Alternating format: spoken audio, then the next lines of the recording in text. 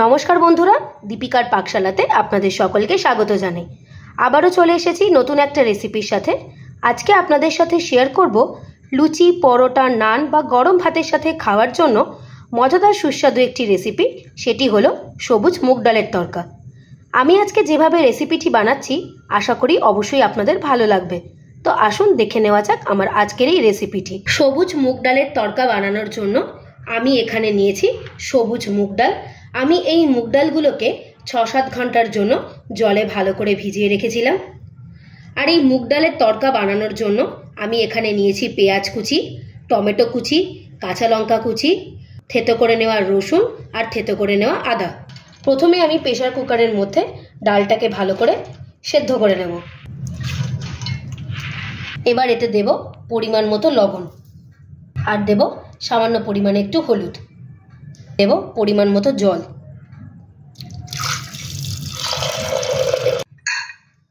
এবার ভালো করে সেদ্ধ করে নেব। ডালটা খুব ভালো মতো সেদ্ধ হয়ে গেছে। আমি আপনাদের দেখিয়ে দিচ্ছি, এই যে দেখুন ডালটা কিন্তু খুব সুন্দরভাবে গলে গেছে। এবার আমরা তরকাটাকে বানিয়ে নেব। মুগ ডালের তরকা বানানোর জন্য কড়াইয়ে দিয়েছি সরষের তেল। তেল ভালো মতো গরম হয়ে গেছে। এবার আমি পেঁয়াজগুলোকে ভেজে নেব। পেঁয়াজটাকে ভালো করে লাল লাল করে ভেজে নেব। পেঁয়াজটা হালকা লাল লাল করে ভাজা হয়ে গেছে। পেঁয়াজের উপরে দিয়েছি টমেটো আর কুচি করে নেওয়া কাঁচা লঙ্কা।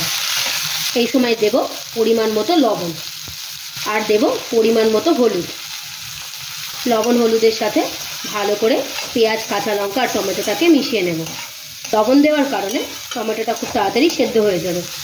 সমস্ত কিছু ভালো করে ভেজে নেব। পেঁয়াজ, টমেটো আর কাঁচা লঙ্কা খুব ভালো মতো ভাজা হয়ে গেছে। দেব থেতো করে নেওয়া রসুন, দেব থেতো করে নেওয়া আদা। আদা রসুনটাকেও ভালো করে পেঁয়াজ আর টমেটোর সাথে মিশিয়ে নেব। আদা আর রসুনটাকে একটু ভালো করে ভেজে নেব, যতক্ষণ না পর্যন্ত আদা আর রসুনের থেকে একটা কাঁচা গন্ধ চলে যাচ্ছে। সমস্ত মশলা খুব ভালো মতো ভাজা হয়ে গেছে।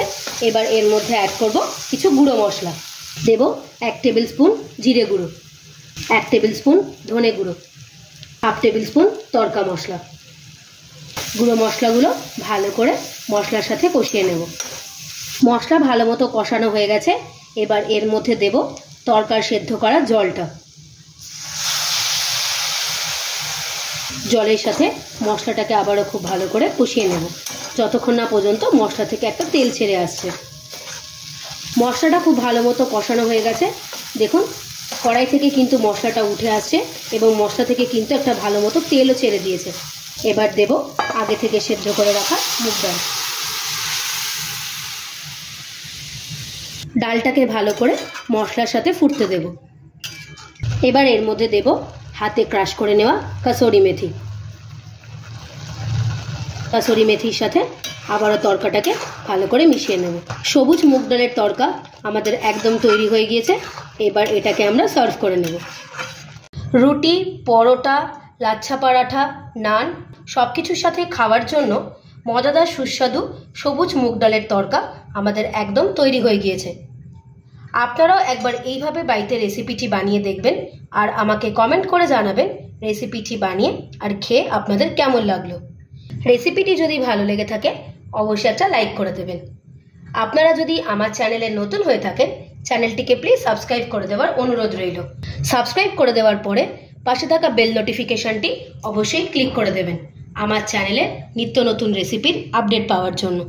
ভালো থাকবেন, সুস্থ থাকবেন। দেখা হবে আবার একটা নতুন রেসিপির সাথে। ধন্যবাদ।